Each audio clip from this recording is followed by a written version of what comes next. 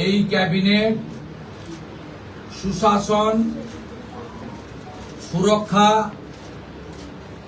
এবং double engine সরকারের যে চলার পথ রয়েছে, যা অন্যান্য 20টি রাজ্যে চলছে, সেই পথে অগ্রসর হবে। এটা আমি পশ্চিমবঙ্গের দলমত নির্বিশেষে, বর্ণ ধর্ম নির্বিশেষে বাংলার জনগণকে আশ্বস্ত করতে চাই। আজকে আমরা প্রথম ক্যাবিনেটে 6টা সিদ্ধান্ত নিয়েছি। প্রথম, পশ্চিমবাংলার গণতন্ত্রের যে মহোৎসব হলো, দীর্ঘদিন বাদে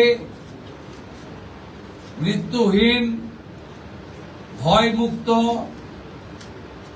অবাধ নির্বাচন গোটা ভারতবর্ষ কেন, গোটা পৃথিবীর মানুষ দেখল প্রত্যক্ষ পরোক্ষভাবে এই এত বড় কর্মযজ্ঞে অংশগ্রহণকারী প্রত্যেকের প্রতি এই ক্যাবিনেট কৃতজ্ঞতা জ্ঞাপন করে। দ্বিতীয়, আমরা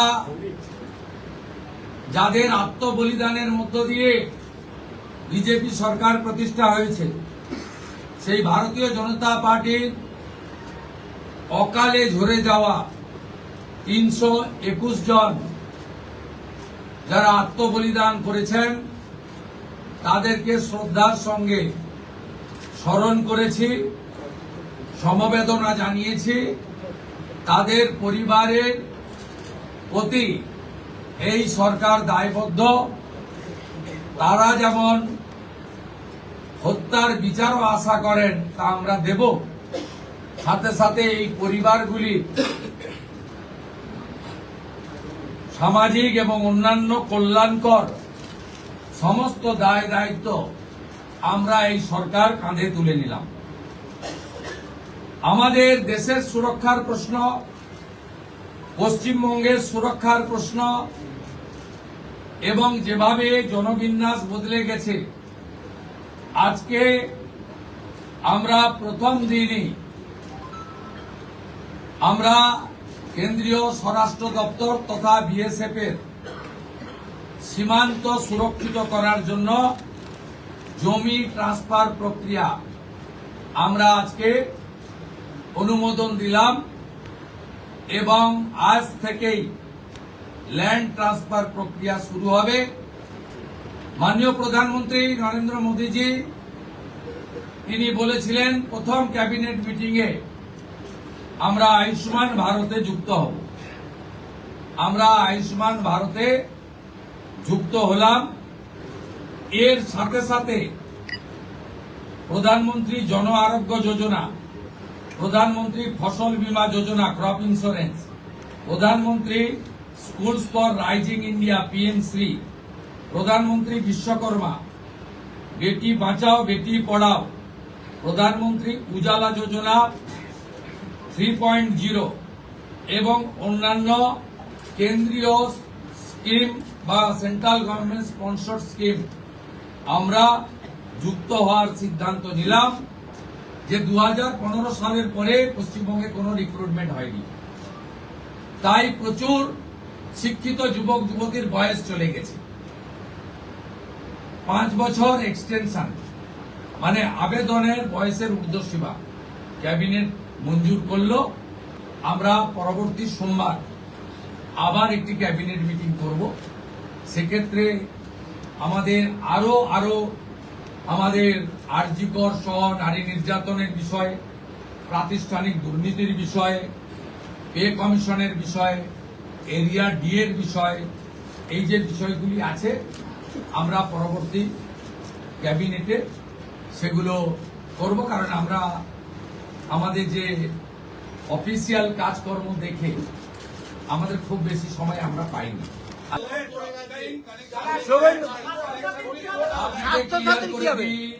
কোন চালু থাকা সামাজিক প্রকল্প বন্ধ হচ্ছে না। দর্শক, আজকে নবান্নে গিয়েছেন নতুন মুখ্যমন্ত্রী শুভেন্দু অধিকারী যখন ঢুকছিলেন তখন ওনাকে গার্ড অব অনার দেওয়া হয়। দেখতেই পাচ্ছেন সম্মানের সঙ্গে নবান্নে এন্ট্রি। যে নবান্নে এন্ট্রি হওয়া নিয়ে নবান্নের আশেপাশে একটা যে বিক্ষোভ কর্মসূচি হবে গণতান্ত্রিক সিস্টেমে, সেটাও করতে দেওয়া হতো না শুভেন্দু অধিকারীদের। আজকে সম্মানে সসম্মানে সেই নবান্নেই এন্ট্রি করেছেন শুভেন্দু অধিকারী। এন্ট্রি করে আজকে একটা বৈঠক করেছেন, ছোট্ট একটা ক্যাবিনেট বৈঠক হয়েছে যারা মন্ত্রী হিসেবে শপথ নিয়েছেন তাদেরকে নিয়ে। তো আমি তো দেখালাম দর্শক, তারা একসঙ্গে একটা রকম ছবিও তুলেছেন। তো সেখানে কি কি সিদ্ধান্ত হয়েছে সেটা ওনারা বললেন। কিন্তু একটা বিষয় কি লক্ষ্য করছেন, আমি আরও ছবি দেখাই, ওয়েট দর্শক, আমি জাস্ট আপনাদেরকে আমি একটা ছবি দেখানোর চেষ্টা করছি, বড় ছবি। ওয়েট আচ্ছা, এটা তো লং শট হয়ে গেছে। আচ্ছা, এখানেরটাও দেখুন। আর আমি আরেকটা ছবি দেখাই, পেছনটা দেখুন, পেছনে কি আছে, কার কার ছবি আছে আর কি নেই। আমি এটা বুঝতে গেলে আমি এর আগের যিনি মুখ্যমন্ত্রী ছিলেন বহিষ্কৃত, যাকে সরিয়ে দেওয়া হয়েছে পদত্যাগ করছিলেন না বলে, তারও ছবিটা একটু দেখাই। যখন নবান্নে বসতেন তখন ওনার ব্যাক সাইডে কি থাকতো সেটা একটু দেখাতে হবে। বড় করে লোগো, উনি নাকি এই লোগোটা তৈরি করিয়েছিলেন। সেই কিন্তু আউট। শুভেন্দু অধিকারী যেখানে বসছেন, যেখানে মিটিং করছেন, কোথাও কিন্তু নামক ওই বিষয়টি কিন্তু নেই। নামক কিছু নেই। একদিকে রাষ্ট্রপতির ছবি আর একদিকে প্রধানমন্ত্রীর ছবি, তার উপরে মাঝখানে পশ্চিমবঙ্গ সরকার লেখা, আর তার উপরে অশোক স্তম্ভটা শুধু আছে। No out. মমতা ব্যানার্জির বাংলার কেটে বাদ দাও, আউট। এখন অশোক স্তম্ভ আছে, তার নিচে পশ্চিমবঙ্গ সরকার, যেটা আগেও থাকতো, আর দুদিকে ছবি রাষ্ট্রপতি এবং প্রধানমন্ত্রীর অবশ্যই, ব্যাস নেই। মমতা ব্যানার্জির কে আউট করে দেওয়া হয়েছে। শুভেন্দু অধিকারী কে আউট করে দিয়ে কাজের কাজটা এবার করতে শুরু করছেন। ইনি তো কাজ করছিলেন না, অকাজ কুকাজ বেশি, সামাজিক প্রকল্পের নামে দানছত্র। কিন্তু এখনও সেই প্রকল্পের যে ব্যাপারে ওনারা বলছেন, যেহেতু বলেছিলেন, অনেক মানুষ ভয় পেয়ে গেছিলেন না, অনেক মানুষ তো ভয় পেয়ে গেছিলেন তো, যে এই সব বন্ধ হয়ে গেলে কী করে হবে। তখন বিজেপি বলেছিল যে না, কোনোটা বন্ধ হবে না। তো আজকের বৈঠকেও তেমনই সিদ্ধান্তের কথা ওনারা জানাচ্ছেন যে না, এখনও বন্ধ কিছু হচ্ছে না। কিন্তু আরেকটা কথা কিন্তু বলেছেন, বন্ধ হচ্ছে না ঠিক আছে, কিন্তু মৃত মানুষের নামে উঠে যাবে সব কিছু, বাংলাদেশি মানে দেশীয় না, তাদের নামে সরকারি সুযোগ সুবিধা উঠে যাবে, ওইসব কিন্তু হবে না, ওগুলো আমরা দেখব। সেটাও কিন্তু বলেছেন। সামাজিক প্রকল্প চালু থাকবে, কিন্তু এই ৯/৬ পাইয়ে দেওয়া বা কেউ আত্মসাৎ করবে সেই সব কিন্তু চলবে না। আর আমরা সব পোর্টালকে আপডেট করব, সেটাও কিন্তু বলেছেন। ওকে, আর আমার সাজেশন একটা আছে। আসলে এমন ভাতাভোগী করে দেওয়া হয়েছিল এই রাজ্যের মানুষকে, মানে পাল্টা ভাতা ঘোষণা করতে বাধ্য হয়েছে বিজেপি সংকল্পপত্রে। কিন্তু আমার সাজেশন, জানি না কী করা হবে, যে যারা গরিব তাদেরকে দাও, সকলকে দেওয়ার কোনো প্রয়োজন নেই। একটা ক্রাইটেরিয়া তৈরি করে দাও, যারা গরিব তাদেরকে দাও, তাদেরকে আরও বেশি করে দাও। মানে শিল্পপতির মানে বউ, গিন্নি বা পরিবারের ছেলেরা বা মেয়েদেরকে একইভাবে সুযোগ সুবিধা দেওয়া, সবাইকে দিচ্ছি সরকারের সুযোগ সবাই পাবেন, এটা মূর্খের মতো কথা হয়ে গেল। সরকারি সুযোগ সুবিধা নিশ্চয়ই সরকার সবারই, কিন্তু সব ক্ষেত্রে এরকম করলে হবে না। যখন মানুষকে সাহায্যের বিষয়টা আসবে, তখন যার নেই তাকে সাহায্য করতে হবে, যার আছে তার কাছ থেকে আরও নিতে হবে দরকার হলে। এটাই হচ্ছে সরকারের একটা সিস্টেম। কিন্তু আগের সরকার ভোট পাওয়ার জন্য সকলের জন্য সাইকেল, সকলের জন্য এটা করেছিল। আমার মনে হয় একটু বেছে চলা উচিত। আর ভাতা এইসবের থেকেও কর্মসংস্থান, কাজের সংস্থান, কলকারখানা, চাকরি বাকরির সুবিধা, এইসবের দিকে নজর দিতে হবে। ফালতু টাকা খরচা না করে পরিকাঠামো উন্নয়ন, এইসব ক্ষেত্রে ওই টাকা খরচ করতে হবে। এটা আমার সাজেশন। এবার ওনাদেরকেও ভাবতে হবে, যেসব বলে এসছেন আবার সেই সব না দিলে আবার অন্য রকমের ইকুয়েশন তৈরি হবে, অন্য রকমের পলিটিক্যাল ক্যাম্পেইন তৈরি হবে, হয়তো সেটা ওনাদেরকে ভাবতে হবে। সেটা ভেবেই হয়তো বলছেন যে এখনই কিছু বন্ধ হচ্ছে না, সেগুলো চলবে। আর ওনারা যেসব কথাগুলো বলেছেন সেগুলো ওনারা রাখার চেষ্টা করছেন। যেমন একটা কথা প্রথমে কিন্তু বলে দিয়েছেন, এ সরকার কিন্তু সবার সরকার, মত বর্ণ ধর্ম নির্বিশেষে সবার সরকার। ফলে অন্যরা যারা ভয় পাচ্ছেন, ভয়ের কোনো কারণ নেই। পলিটিক্যাল ক্যাম্পেইন হয়েছে, ভোট হয়েছে, অবশ্যই হিন্দুরা ঐক্যবদ্ধ হয়েছেন বলে পরিবর্তন এসছে। অন্য ধর্মের যারা আছেন তারা অবশ্যই হিন্দুদের এই যে ত্যাগ, আত্মবলিদান, এটাকে কিন্তু সম্মান করবেন। এখন সরকার কিন্তু আপনারা আনেননি। আমি মুসলিমদের উদ্দেশ্যে কথাটা বলছি, আপনারা কিন্তু আনেননি। ম্যাক্সিমাম মুসলিম কিন্তু ভোট দেননি। এখন আমার এই চাই সেই চাই বললে হবে না। ভাগ্যে ভালো যে ওনারা বলছেন আমরা সবার জন্যে। এর জন্যে শুকরিয়া আদায় করবেন, শুকরিয়া। আমি মুসলিমদের উদ্দেশ্যে কথাটা বলছি। যদি এরকম করে থাকেন তো ভালো, যে হ্যাঁ ভোট আমাদের নেই, ওনারা সরকারে এনেছেন, ঐক্যবদ্ধ হয়েছেন, লড়াই করেছেন, আত্মবলিদান অনেকে করে দিয়েছেন। সরকার এসছে, কিন্তু আসার পরে উনি বলছেন আমি সবার জন্যে, সবার জন্য সরকার। পশ্চিমবঙ্গ সরকার, বিজেপি সরকার না, পশ্চিমবঙ্গ সরকার। আমি দেখছিলাম সমীম ভট্টাচার্য কথাটা বলেছেন। তো ফলে এটা শুরুতেই বলেছেন, তারপরে যাদের জীবনের বিনিময়ে পরিবর্তন এলো তাদেরকে স্মরণ করেছেন এবং তাদের পাশে থাকার বার্তাটাও দিয়ে দেওয়া হয়েছে। বিএসএফ, যেটা খুব গুরুত্বপূর্ণ জমি দেওয়া হচ্ছিল না বলে সিকিউরিটির সমস্যা, সেইটা ঘোষণা করা হয়েছিল যে 45 দিনের মধ্যে জমি দেওয়া হবে, সেটা চূড়ান্ত সিদ্ধান্ত হয়ে গেছে। আয়ুষ্মান ভারত লাগু করতে হবে। স্বাস্থ্যসাথী যে বলা হয়, তো কাজ হয় না দেশের, রাজ্যের বাইরে কাজ হয় কোথাও? আয়ুষ্মান ভারত কেন্দ্রীয় স্বাস্থ্য বিমা, এটা সব জায়গায় কাজ হবে। ফলে এটা চালু করা হবে। যদি স্বাস্থ্যসাথী এখনও আছে বলা হচ্ছে, আমার মনে হয় এরও একটা রিভিউ বা কিছু একটা করবে পরবর্তী সময়, করা উচিত। প্রচুর ঘাপলা আছে ওখানে।